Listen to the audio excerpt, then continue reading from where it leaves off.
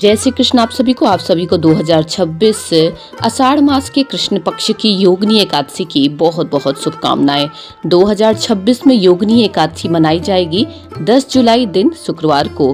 बात करें कि इसके पारण का समय क्या होगा, तो 11 जुलाई 2026 को दोपहर में शनिवार के दिन 2:03 से लेकर के शाम के 4:42 तक होगा। तो इस अवधि के अंदर द्वादशी अवधि तिथि के अंदर आपको योगिनी एकादशी का पारण कर लेना है। तो आज के वीडियो में हम जानेंगे कि योगिनी एकादशी जिसको करने से हमें 88,000 ब्राह्मणों को भोजन कराने के फल की प्राप्ति होती है, कि पूजा कैसे सरल विधि से आप कर सकते हैं। इस पूजा को आप घर के मंदिर में भी ठीक किसी प्रकार से कर सकते हैं और विशेष स्थान या चौकी लगाकर भी कर सकते हैं। तो जिस भी स्थान पर आप इस पूजा को करेंगे उस स्थान को अच्छे से पवित्र कर लीजिए और वहां पर पीले रंग का वस्त्र बिछा लीजिए। इस प्रकार से फूलों का आसन दे दीजिए। आप चाहें तो अनाज का भी आसन दे सकते हैं, लेकिन यहाँ पर अगर आप फूलों का आसन देंगे तो उत्तम होगा, क्योंकि अनाज की बर्बादी हो सकती है।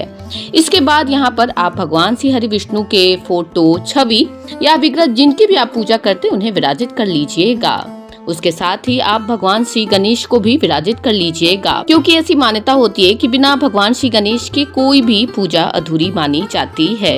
इसलिए भगवान श्री गणेश को अवश्य ही विराजित करेगा। उसके बाद कलश में जल भर करके अवश्य से रख लीजिएगा और उसमें तुलसी पत्र डाल करके भगवान के बगल में रख दीजिएगा। ये बहुत ही अनिवार्य हिस्सा होता है किसी भी पूजा का, कलश में जल भर करके रखना।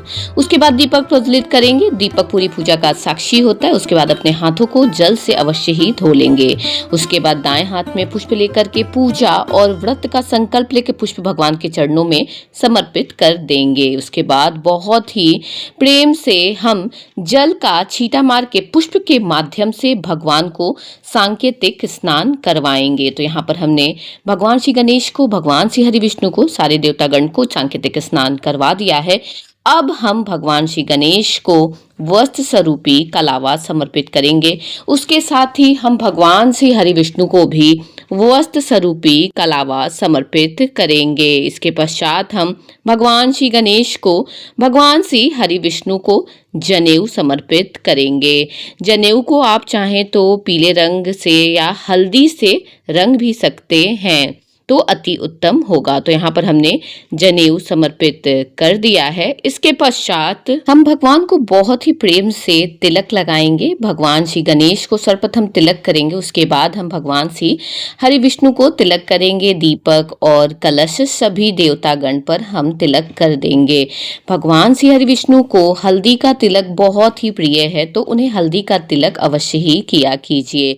उसके बाद कलश में भी हम हल्दी डाल देंगे। साथ ही हम भगवान श्री हरि विष्णु को चंदन का तिलक करेंगे, जो कि उन्हें बहुत प्रिय है। आप चाहें तो इन दोनों को, यानी कि हल्दी और चंदन को मिक्स करके भी तिलक कर सकते हैं। तो यहाँ पर हमने तिलक कर दिया है और कलश में भी हमने जरा सा चंदन डाल दिया है। इसके पश्चात हम भगवान श्री गणेश को पुष्प और दुर्वा समर्पित करेंगे। दुर्वा से भगवान श्री गणेश जी बहुत ही प्रसन्न होते हैं। भगवान श्री हरि विष्णु को पीले पुष्प और उनका सबसे पसंदीदा प्रिय चीज यानी कि तुलसी पत्र उन्हें समर्पित करेंगे। भगवान सिर्फ तुलसी पत्र से ही बहुत ही प्रसन्न हो जाते हैं। उसके बाद हम इत्र की सेवा प्रदान करेंगे भगवान श्री गणेश जी को, भगवान श्री हरि विष्णु जी को। इत्र की सेवा से भगवान अति शीघ्र रिश्ते हैं। भगवान श्री गणेश को हम यहाँ पर अलग से भोग लगा रहे हैं, क्योंकि भगवान श्री हरि विष्णु जी के भोग में हम तुलसी पत्र का प्रयोग करेंगे। तो यहाँ पर हमने भगवान श्री हरि विष्णु जी को भोग समर्पित कर दिया है, जिसमें कि हमने तुलसी पत्र डाला है। साथ ही उन्हें हम जल का भोग भी समर्पित करेंगे, जिसमें कि हम इस तरीके से तुलसी पत्र अवश्य ही डाल देंगे। तो यहाँ पर हमने भोग समर्पित कर दिया है।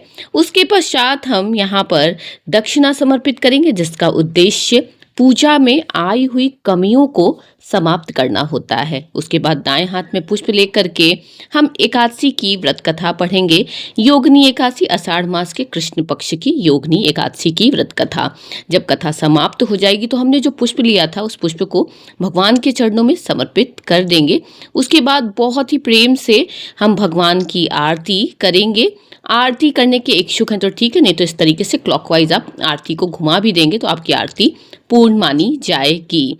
तो इस तरीके से आरती हो गया है, साथ ही हम यहाँ पर धूप भी भगवान को दिखा देंगे। उसके पश्चात हम आरती खुद ले लेंगे, पारिवारिक जनों को दे देंगे। उसके बाद आरती को जल से शीतल अवश्य ही करेंगे, जो कि पूजा का सबसे महत्वपूर्ण अंग होता है। उसके बाद हम भगवान से क्षमा याचना करेंगे पूजा में आई हुई त्रुटियों के लिए। तो इस प्रकार से यहाँ पर योगिनी एकादशी जो कि 10 जुलाई को मनाई जाएगी की पूजा कैसे सरल तरीके से की जाती है मैंने आपको बता दिए है। नेक्स्ट वीडियो में हम योगिनी एकादशी की व्रत कथा क्या है इसके बारे में भी जानेंगे। तो फ्रेंड्स, अगर आपको मेरा ये वीडियो पसंद आया हो तो प्लीज़ दोस्तों मेरे चैनल को लाइक करिए, सब्सक्राइब करिए। आगे भी बहुत सारे व्रत और त्यौहार आने वाले हैं जिनकी बहुत ही सरल विधि से मैं पूजा विधि आपको बताती हूँ। तो प्लीज़ इन सब को जानने के लिए व्रत त्यौहार में पूजा पाठ कैसे करते मेरे साथ जरूर जुड़िए। जय श्री कृष्ण। आप सभी को एक बार फिर से आप सभी को योगिनी एकादशी की बहुत बहुत शुभकामनाएं।